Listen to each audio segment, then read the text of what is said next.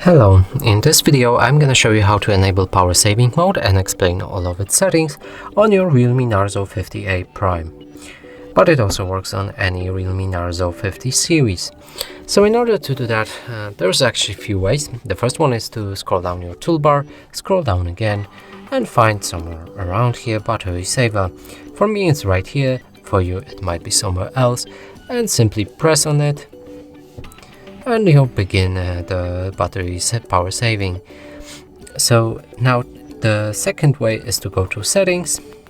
Now find the battery again, it's right here, and you can also go for battery saver and enable it, turn it off or turn it on right here. Let's turn it off for now. And other way to actually access this setting, there's the same thing, just go for the toolbar, scroll down again and hold your finger on battery saver icon and you will access these settings again. And the fourth way to actually enable our ultra saving mode, battery saving mode, is this ultra saving mode, which you can enable, but it will change basically everything on our phone, but it will really save your battery. So let's enable that and just show you how it looks like. That's it for it. And here you can access the time, month, and the specific day of the month, and weekday of the week. You can see the phone icon for your phone dialer, your messages, contacts. You can also press plus add to add any app to use while being in this mode. Let's escape that mode for now. And let's move back to our battery settings.